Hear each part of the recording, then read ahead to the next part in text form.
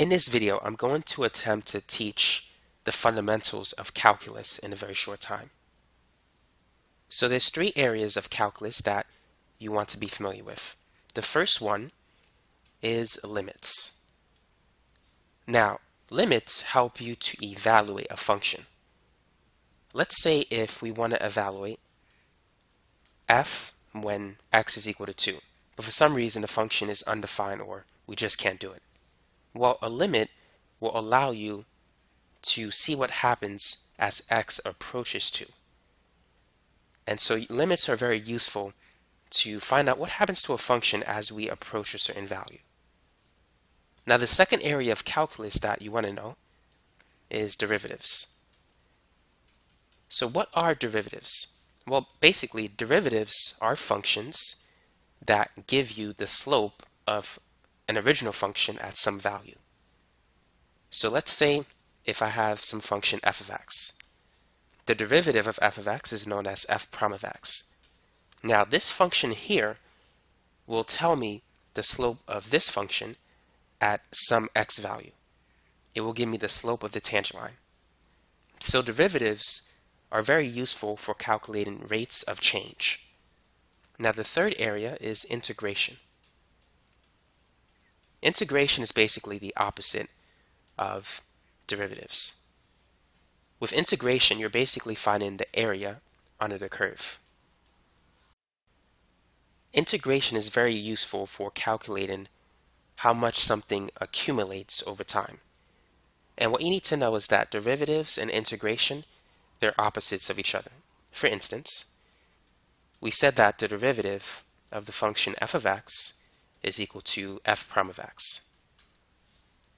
So this is the derivative of the original function f.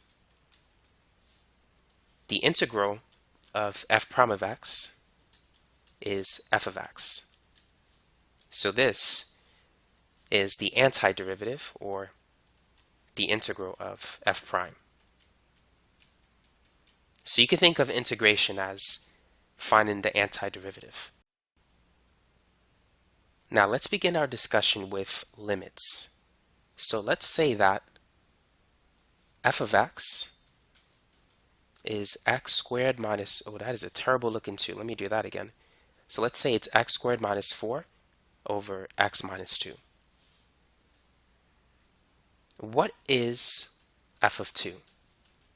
Can we evaluate the function at x equals 2? Well, let's find out. So if we plug in 2, 2 squared is 4, 4 minus 4 is 0, and 0 over 0, what is that? Well, we can't figure this thing out, so that's indeterminate. Therefore, we can't evaluate the function at x equals 2. And so this is when limits become important. So if we can't find out the value of the function when x is 2, can we find out what the function will do as x approaches 2? So what happens when x is, let's say, 2.1?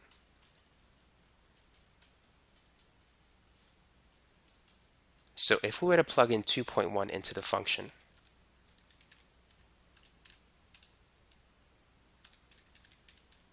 you should get 4.1. Now what if we plug in a number that's even closer to 2? Let's say 2.01. Well, if we do that, this will give us 4.01. So notice that as x gets closer and closer to 2, the value of the function gets closer and closer to 4. So thus, we can use a limit expression. So we could say that the limit as x approaches 2 of x squared minus 4 over x minus 2, we know it's equal to 4. But to show your work, what you need to do is factor x squared minus 4. And when you factor it using the difference of squares method, it's x plus 2 times x minus 2. And so we could cancel this factor. And so we're left with the limit as x approaches 2 of x plus 2. So now we can use direct substitution. So we can replace x with 2. So this becomes 2 plus 2, and this gives us the limit, which is 4. So this tells us that as x gets closer and closer to 2, the y value, or f of x, will approach a value of 4. So even though f of 2 does not exist, the limit as x approaches 2 of the function f of x, that exists, and that's equal to 4. And so make sure you understand that limits help you to see what happens to a function as x approaches a certain value. Now let's move on to number 2, derivatives. So how can we find the derivative of a function? The most basic rule you need to know is the power rule. The derivative of a variable raised to a constant, such as x raised to the n power, is n x raised to the n minus 1. So how do we apply that? Well, let's say if we want to find the derivative of x squared. So in this case, n is 2.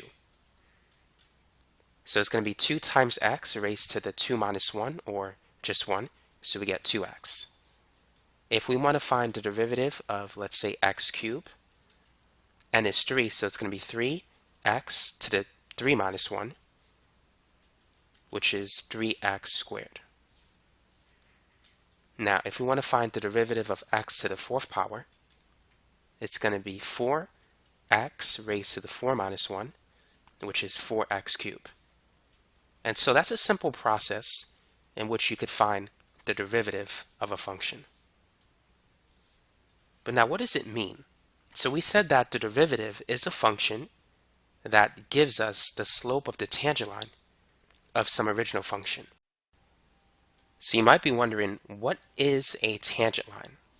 So let's talk about that. Let's say if we have some curve, and a tangent line is a line that touches a curve at one point.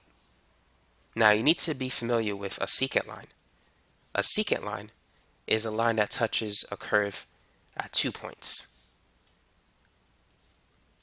So the slope of a tangent line is equal to the derivative of a function at some value.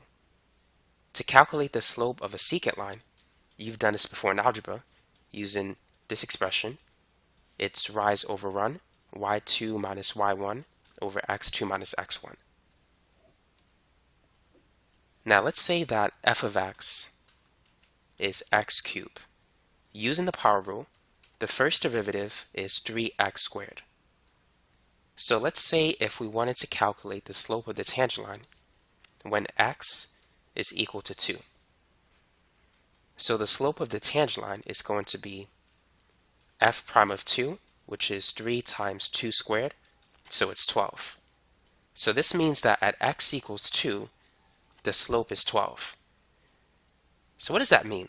That means that as you travel 1 unit to the right, the curve will increase by a value of 12. So every time you travel, or every time the x value increases by 1, the y value will increase by 12. So that's what a slope of 12 means.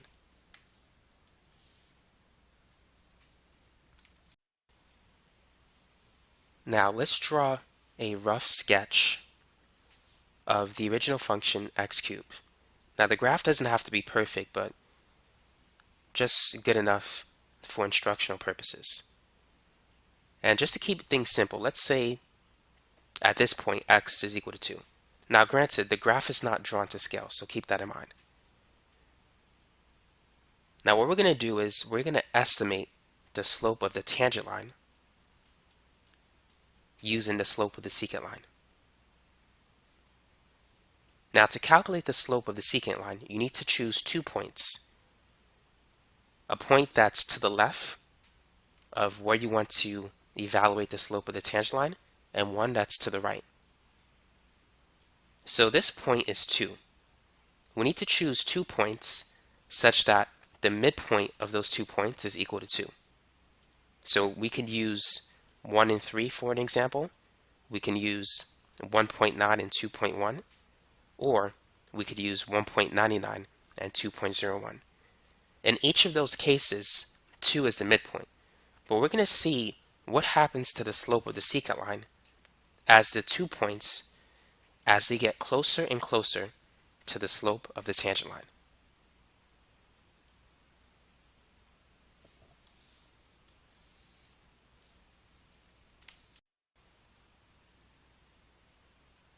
So first, let's calculate the slope on the interval from 1 to 3. So we're going to use this formula, y2 minus y1 over x2 minus x1. So y is the same as f of x. By the way, this is x1 and this is x2. So x2 is 3, x1 is 1. y2 is going to be equal to the function when x is 3. y1 is equal to the function when x is 1. So basically, to evaluate f of 3, we need to plug in 3 into that expression. So this is going to be 3 to the third power, and f of 1 is 1 to the third power. 3 to the third is 27, 1 cubed is 1, 3 minus 1 is 2. So we get 26 over 2, which is 13. So this is not a bad approximation for the slope of the tangent line.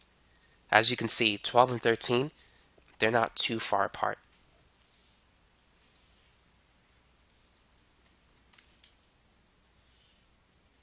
So I'm just going to write this down on the bottom for reference.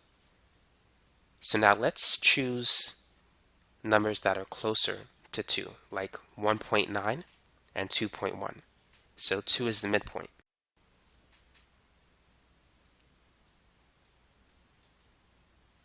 So it's going to be f of 2.1 minus f of 1.9 over 2.1 minus 1.9. So let's plug in 2.1 into that expression. So that's going to be 2.1 to the third power minus 1.9 to the third power. 2.1 minus 1.9, that's 0.2.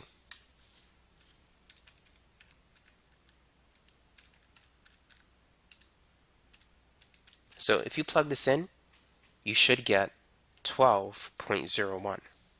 And notice that this is a very good approximation to the slope of the tangent line. So notice that the slope of the secant line approximates the slope of the tangent line as these values get closer and closer to 2. Now, what was that something that helped us to evaluate a function as x gets closer and closer to some value? If you remember, it's limits. So we need to incorporate a limit expression with some sort of rate of change that looks like this. So let's use limits to evaluate the slope of the tangent line. So x is going to approach 2. And it's going to be f of x minus f of 2 over x minus 2. Now f of x, we know it's x cubed. F of 2, if you plug in 2 into that expression, 2 to the third is 8, and you get this. Now we need to factor x cubed minus 8. So to factor differences of perfect cubes, you could use this formula. It's a minus b times a squared plus ab plus b squared. So to factor x cubed minus 8, x is a, b is the cube root of 8, which is 2, a squared is x squared, ab is 2x, b squared is 4. So this is how you can factor x cubed minus 8.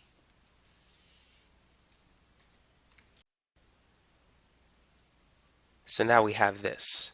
The limit as x goes to 2 of x minus 2 times x squared plus 2x plus 4 over x minus 2. So now these two factors will cancel. And now we can substitute 2 with x. So we have the limit as x approaches 2 of x squared plus 2x plus 4. And so it becomes 2 squared plus 2 times 2 plus 4. 2 squared is 4, 2 times 2 is 4.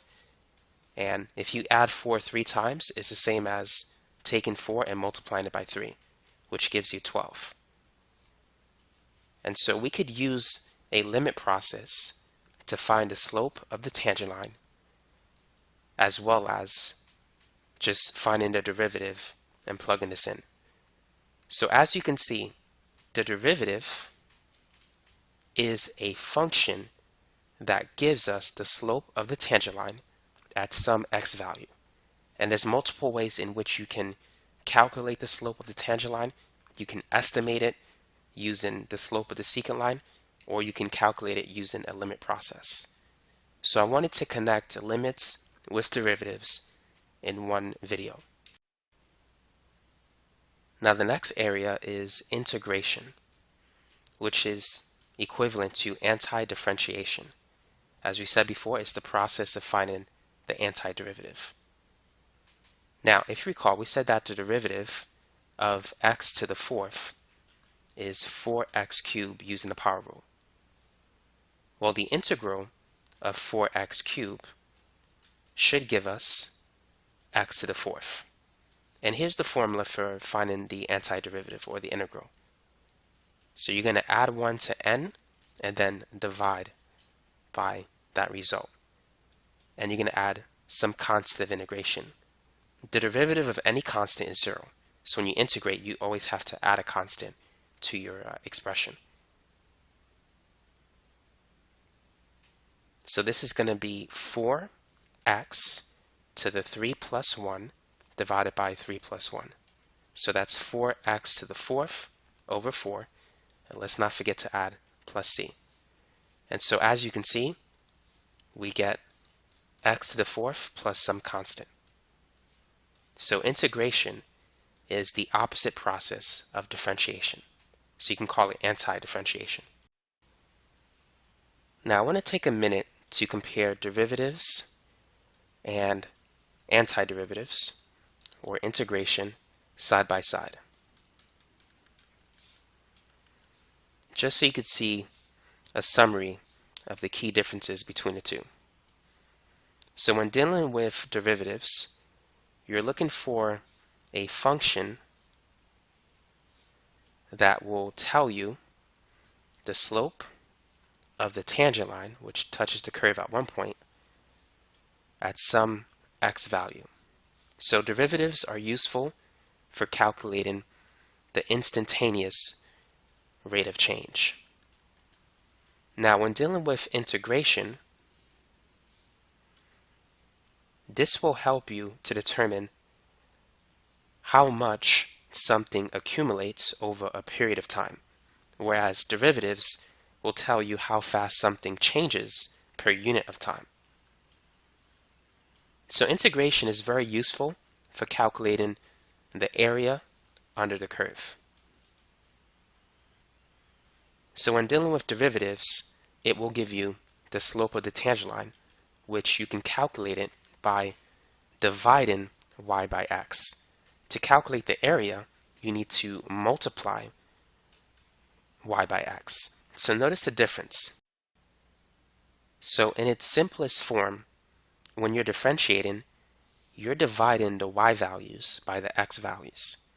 Whereas when you're integrating, you're multiplying the y values by the x values. And multiplication and division, they're opposite processes. And that's essentially what you're doing when you're differentiating and integrating. Now, of course, it's a little bit more complicated than that, but that is the gist of it.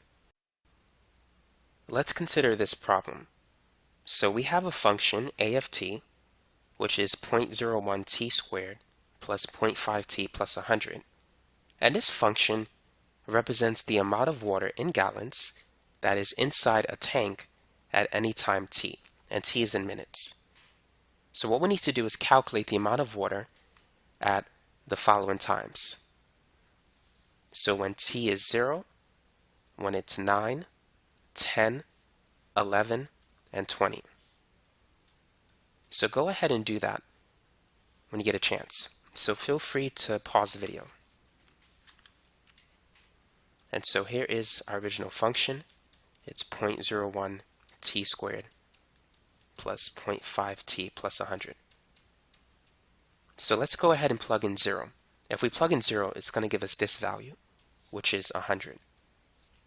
Now, if we plug in 9,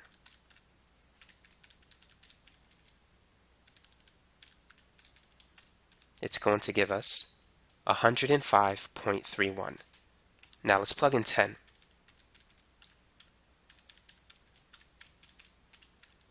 So it's going to be 106. And if we plug in 11,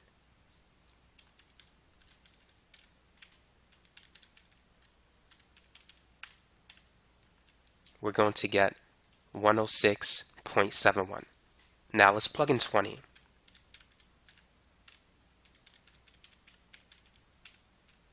So you should get 114. Now keep in mind, T is in minutes and A of T is in gallons. So let's focus on part B. How fast is the amount of water changing in a tank when T is equal to 10? So do we need to find the derivative or do we need to integrate? How fast is the amount of water changing? Are we dealing with rates of change or accumulation?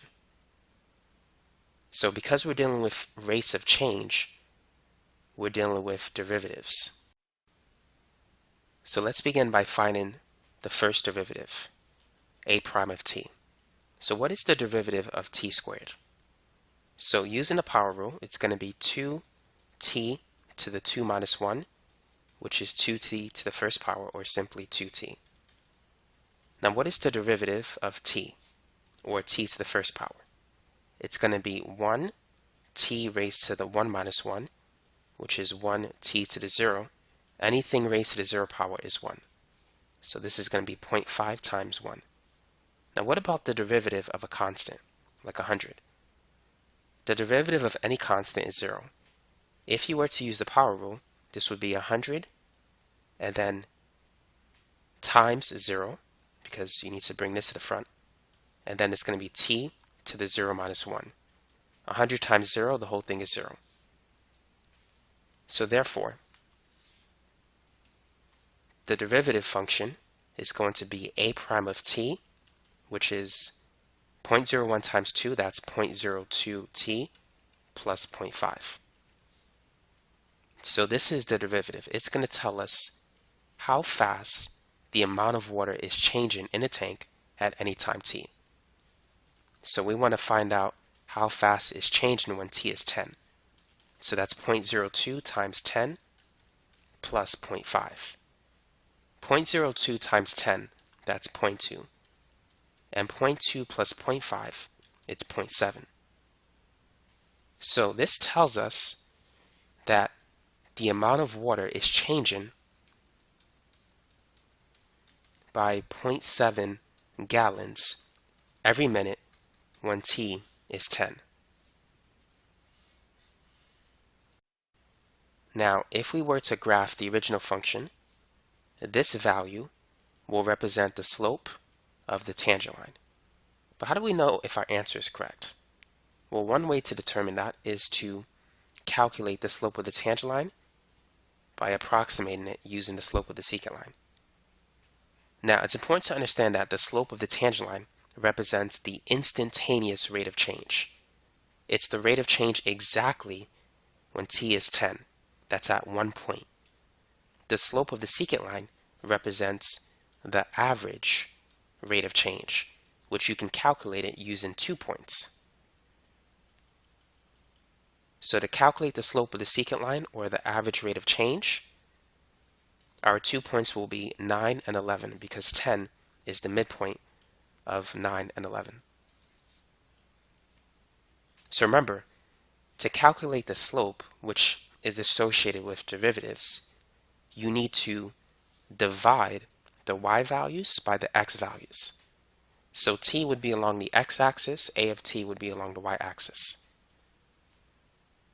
So a11 is a y value, and the same is true for a of 9.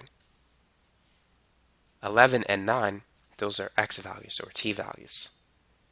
So at 11, it's 106.71, and at 9, it's 105.31. 11 minus 9 is 2. So if we were to plug this in to the calculator, this will give us 0.7. And so in this case, the slope of the secant line is the same as the slope of the tangent line. Now, another way in which you could see the answer is by looking at the table. So remember, this is the amount of water that changes every minute. So 0.7 gallons per minute tells us that every minute the amount of water in the tank is increasing by 0.7 gallons. And so looking at the table, going from 9 minutes to 10 minutes, in 1 minute, the increase in the amount of water was 0.69 gallons. And going from 10 to 11, or the next minute, the increase in the amount of water is 0.71 gallons. So if we were to average the changes from 9 to 10 and 10 to 11, it will give us 0.7 gallons per minute. And so hopefully this example illustrates how derivatives can be used to calculate an instantaneous rate of change. It can tell you how fast something is changing per unit of time. Now let's work on this problem. The rate of water flowing in a tank can be represented by the function r of t, which is equal to 0.5t plus 20, where r of t represents the number of gallons of water flowing per minute, and t is the time in minutes. So here's the question. How much water will accumulate in the tank from t equals 20 to t equals 100 minutes? So should we use integration or differentiation?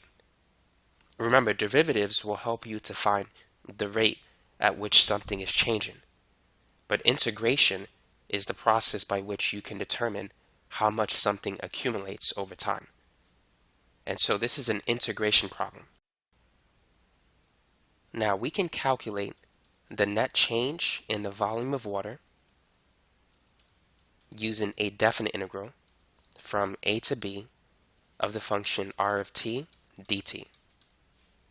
The difference between a definite integral and an indefinite integral is that a definite integral have the lower limit and the upper limit, and it gives you a number.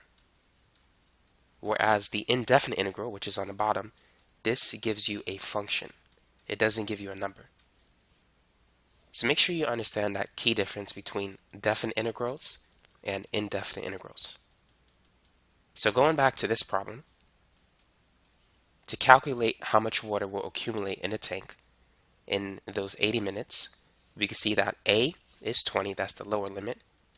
B is 100. R of t is 0.5t plus 20. So let's go ahead and find the antiderivative of 0.5t and 20. So the antiderivative of t to the first power is going to be t to the second power divided by 2. Just add 1 to the exponent and then divide by that result. Now for 20, you can imagine 20 as being 20 t to the 0. So if you add 1 to 0, you'll get 1 and then divide by that number. And then we're going to evaluate the result from 20 to 100.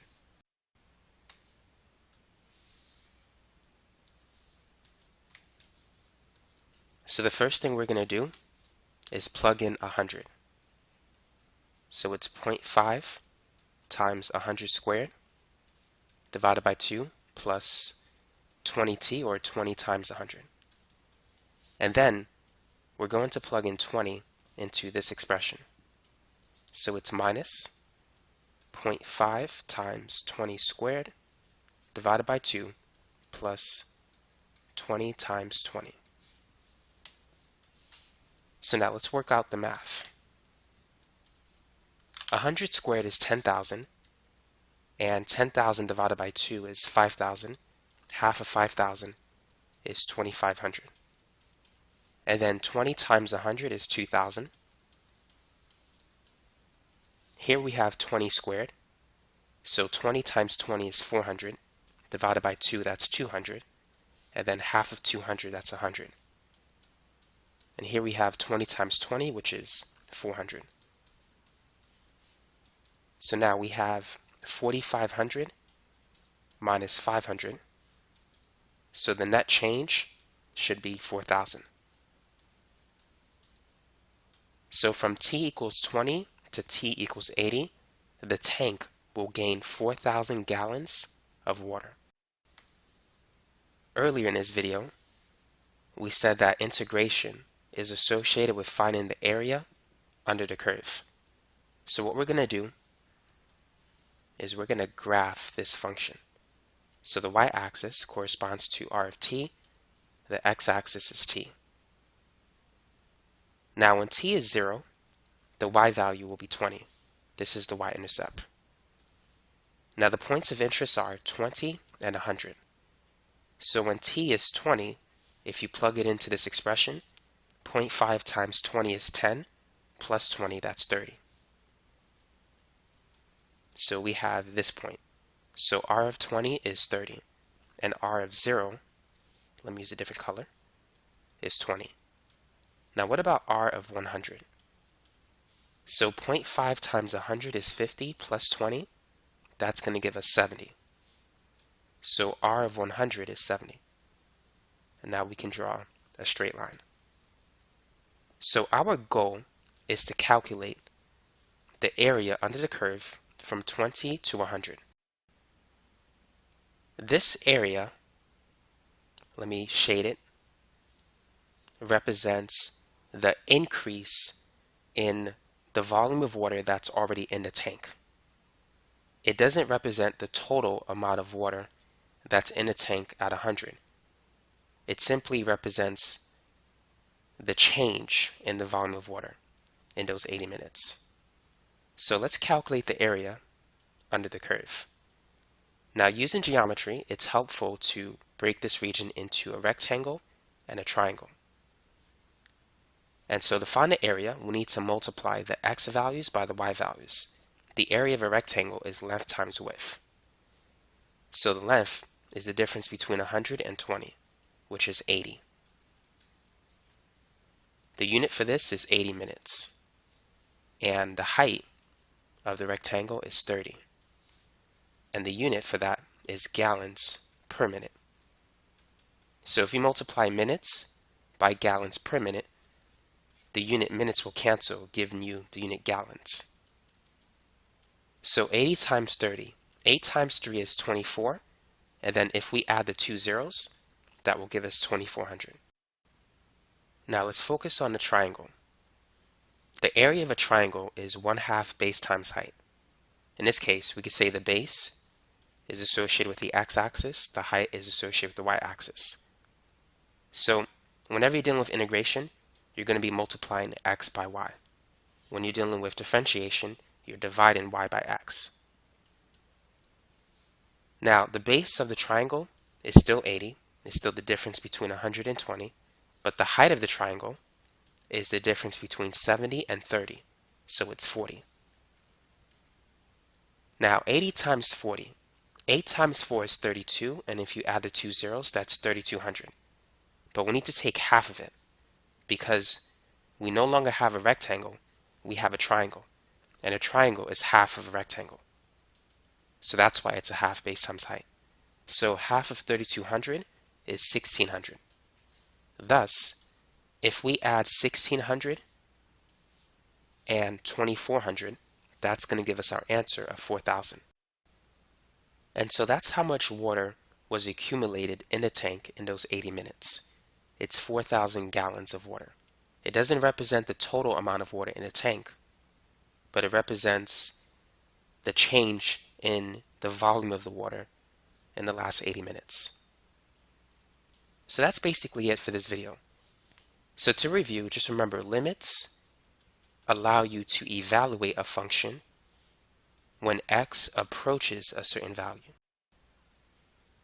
Derivatives are functions that allow you to calculate the instantaneous rate of change of a function at any instant of time.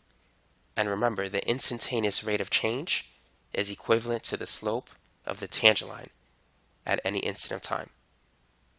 Now you can approximate the slope of the tangent line using the slope of the secant line, which is equivalent to an average rate of change between 2 points. Finally, we have integration, which is a process that allows us to determine how much something accumulates over time. And we can find that value by evaluating the definite integral or by calculating the area under the curve. So these are the three fundamental concepts taught in a typical calculus course. So make sure you understand the basic idea behind limits, derivatives, and integration. And that's basically it for this video. So for those of you who haven't done so already, feel free to subscribe to this channel, and don't forget to click on that notification bell. Now I'm going to post some links in the description section of this video with more problems on limits, derivatives, and integration, so you can get more practice with that. And also check out my new calculus video playlist, because it has specific topics in calc that can help you if you're taking that course. So that's all I got for this video. Thanks again for watching.